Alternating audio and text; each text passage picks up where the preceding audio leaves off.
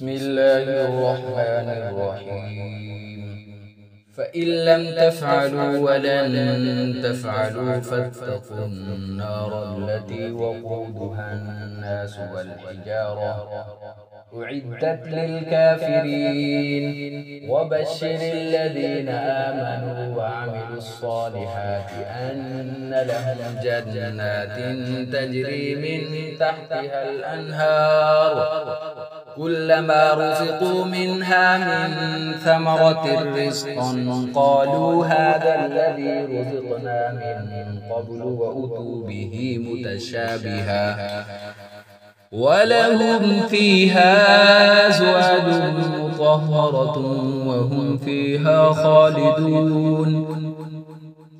إن الله لا يستحيي أن يضرب مثلا ما بعوضة فما فوقها فأما الذين آمنوا فيعلمون أنه الحق من ربهم وأما الذين كفروا فيقولون ماذا أراد الله بهذا مثلا يضل به كثيرا ويهدي به كثيرا وما يضل به إلا الفاسقين الذين ينقضون عهد الله من بعد ميثاقه ويقطعون ما أمر الله به أن يوصل ويفسدون في الأرض أولئك هم الخاسرون. كيف تكفرون بالله وكنتم أمواتا فأحياكم ثم يميتكم ثم يحييكم ثم إليه ترجعون.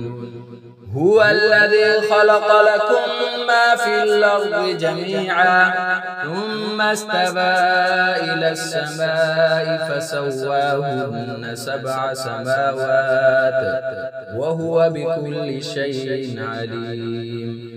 وإذ قال ربك للملائكة إني جاعل في الأرض خليفة قالوا وتجعل فيها من يفسد فيها ويسفك الدماء ونحن نسبح بحمدك ونقدس لك قال إني أعلم ما لا تعلمون.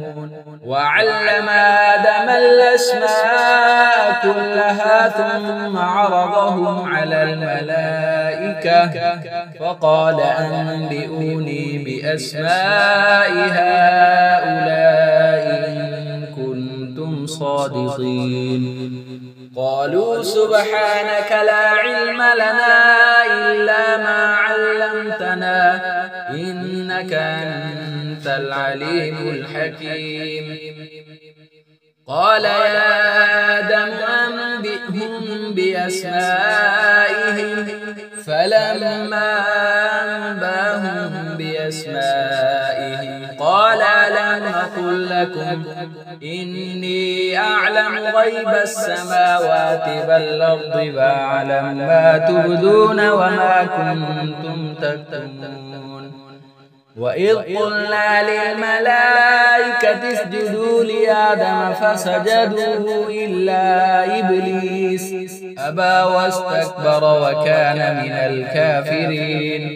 وقلنا يا آدم اسكن أنت وزوجك الجنة وكلا منها رغدا حيث شئتما ولا تقربا هذه الشجرة فتكونا من الظالمين.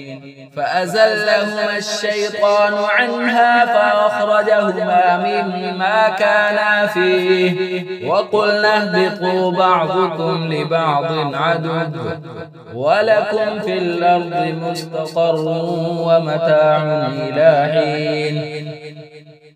فتلقى آدم من ربه كلمات فتاب عليه إنه هو التواب الرحيم.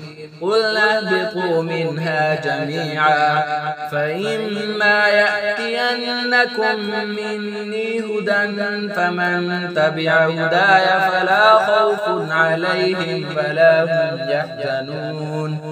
والذين كفروا وكذبوا بآياتنا أولئك أصحاب النار هم فيها خالدون.